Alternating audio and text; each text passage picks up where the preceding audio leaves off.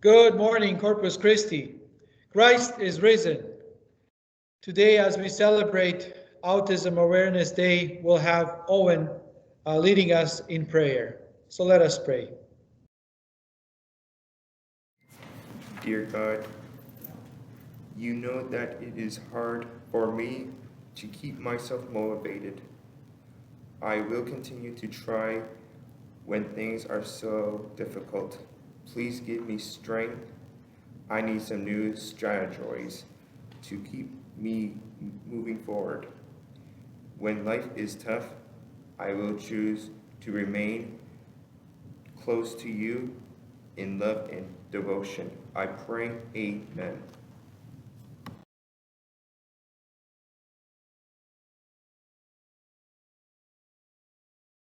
Good morning, Longhorns. That was a fantastic video helping us to celebrate those among us who are on the autism spectrum. As you can see, both Father and I are wearing blue today, blue and white in support of autism awareness. I'm sure many of you in your classrooms are also wearing blue. Just two brief announcements. I'm going to sound a little bit like a broken record here when I talk about getting those yearbook selfies in. I want to make sure that especially our cohort C students are aware that we do need you to be taking a selfie and uploading it. I will resend the link today to all of the students and parents so that you know where you should upload your yearbook selfie.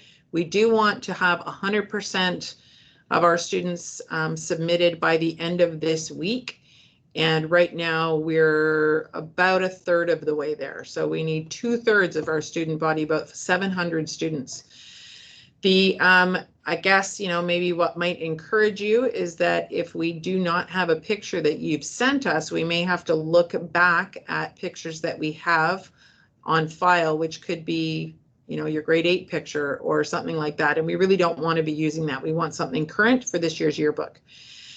Last announcement is about the OSSLT. So the literacy test, if you are in grade 10, 11, or if you're in grade 12, haven't graduated and haven't completed the literacy test or the literacy course, then you need to respond to the email that was sent out to you last week, letting us know whether or not you will be here in person so that you can write the test.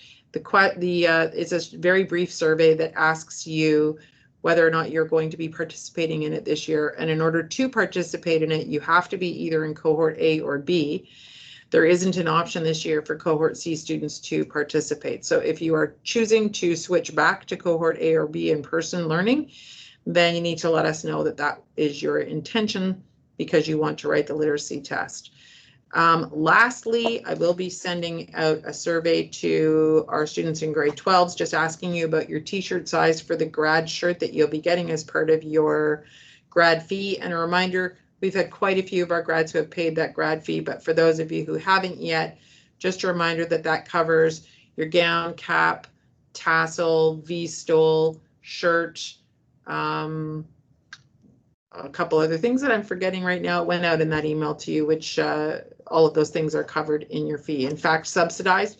Normally it would cost us about $75 for the items that you're getting. Oh, the lawn sign. And you're paying $50 this year because I decided to take some of that money from your student activity fees. So I believe that's it. Father, back to you. So please stay tuned and let us watch the video. These are all your announcements. May God bless you, and let's treat everyone with dignity, equity, and respect. Have a wonderful day.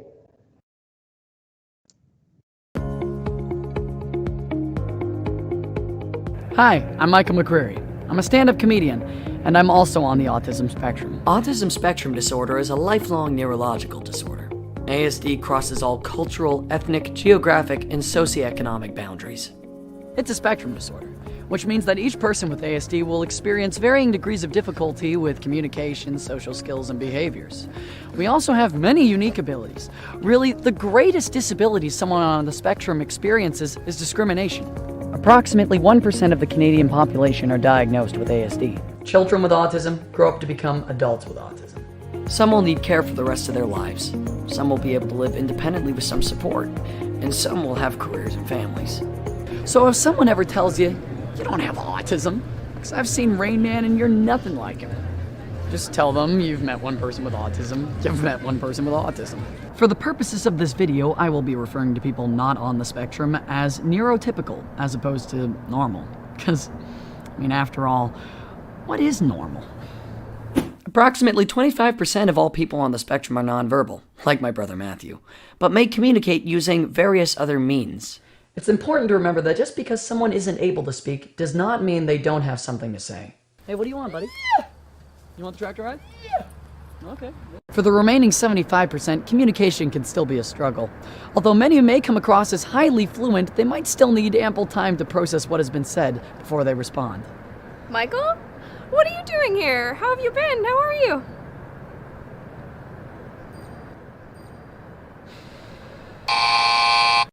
Michael? What are you doing here? I'm making a video. Many of us struggle with expressive language, which is trying to put words into sentences. Receptive language, which is trying to figure out what you were saying. And body language, which is where thoughts, intentions, or feelings are expressed by physical behaviors. Eye contact is a nonverbal form of communication that can be very difficult to maintain for many people on the spectrum. Really good actually for September weather. Hey Michael, are you listening? Yeah, man. However, some people can concentrate without needing to look at you. In fact, not looking at you might be the thing that's allowing them to focus on what they hear. Judging the right distance to stand from others is another form of nonverbal communication, something we learn instinctively during childhood. But for some people with autism, this may not be automatic. Ironically, many people on the autism spectrum are unusually intolerant of people entering their personal space, or just hate being touched altogether. Michael? Dude, it's been so long! How are ya? Taking language literally is the default mode for many people with ASD. So, you have a show tonight. Are you getting cold feet? No, I'm wearing shoes.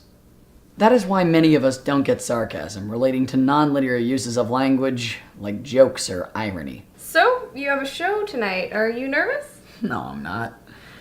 I'm wearing my lucky shoes. Cool. Social skills can be a challenge for people on the spectrum and can cause difficulty finding and maintaining friendships. It often appears that we are unaware of things going on around us because we don't exhibit a neurotypical response. So the bartender says, why the long face? Did I tell you guys that my cat died last week? 'Cause he's a horse. He has a long face. This can come across as uncaring or rude. The truth is, we can be very aware of our own difficulties and extremely sensitive to others' negative reactions. Some people believe we don't feel empathy. The term empathy is misleading. We do feel and appreciate emotions. We just might be unsure of what emotion others are feeling and have difficulty expressing it in the conventional way. So if it seems like we're clueless to what's going on, we're actually just reacting to the situation in a way that is unfamiliar to you. But, alright, I guess we can be pretty clueless too.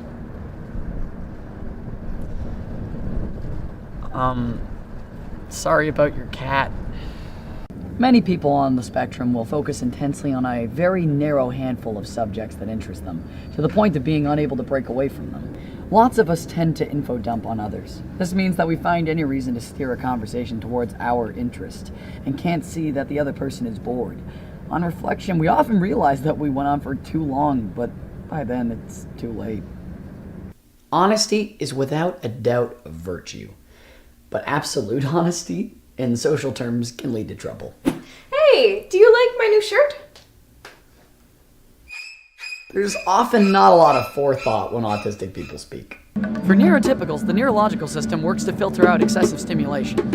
Due to a difference in the brain's wiring, people on the spectrum experience more feelings of discomfort, anxiety, and confusion than neurotypicals. We have trouble with communicating, with chaotic environments, with people talking or moving too quickly, unexpected changes, and excessive worries about things that aren't certain. We also have sensory processing differences, which basically means that many people on the spectrum are either over or under sensitive to something, whether it be light, smell, sound, temperature, or an unfortunate combination and therefore less able to manage. We like routines. They help us get through things, and sticking to them helps us cope with everything else.